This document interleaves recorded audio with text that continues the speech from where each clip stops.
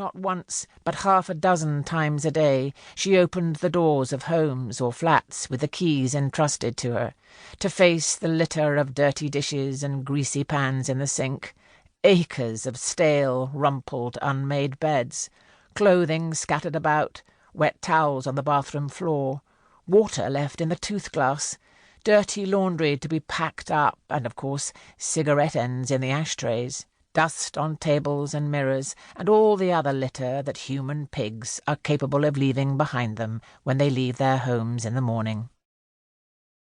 Mrs. Harris cleaned up these messes because it was her profession, a way of making a living and keeping body and soul together.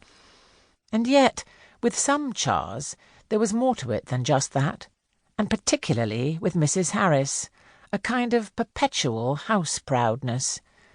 And it was a creative effort as well, something in which a person might take pride and satisfaction. She came to these rooms to find them pigsties. She left them neat, clean, sparkling, and sweet-smelling. The fact that when she returned the next day they would be pigsties all over again did not bother her. She was paid her 3 shillings an hour, and she would again leave them immaculate. This was the life and profession of the little woman, one of 30 assorted passengers on the plane bound for Paris. The green and brown checkered relief map of British soil slipped beneath the wings of the aircraft and gave way suddenly to the wind-ruffled blue of the English Channel.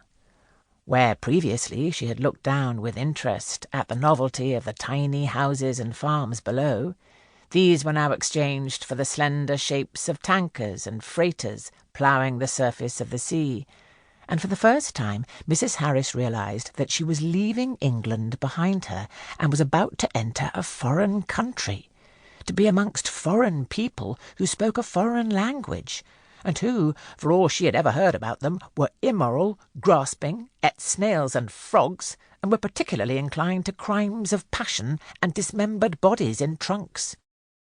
She was still not afraid, for fear has no place in the vocabulary of the British char, but she was now all the more determined to be on her guard and not stand for any nonsense.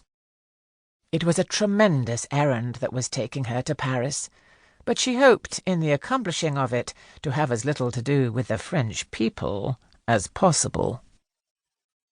A wholesome British steward served her a wholesome British breakfast, and then would take no money for it, saying that it came with the compliments of the airline. A little bit of all right.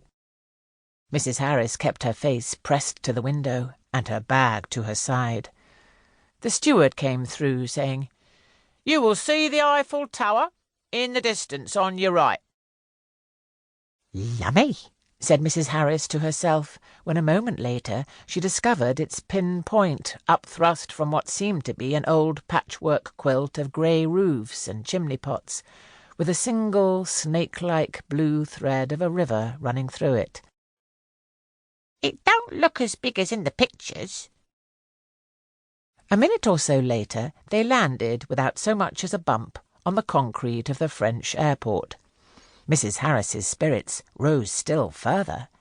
None of her friend Mrs. Butterfield's gloomy prognostications that the thing would either blow up in the sky or plunge with her to the bottom of the sea had been borne out.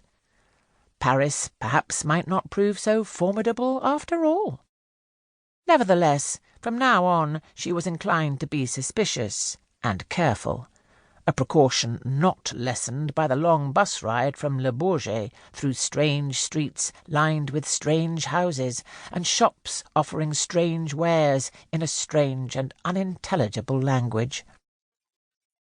The British European Airways man, assigned to assist travellers confused by the hurly-burly of the Invalides air station in Paris, took one look at the hat, the bag, the outsize shoes, and, of course, the inimitable saucy little eyes, and recognized her immediately for what she was.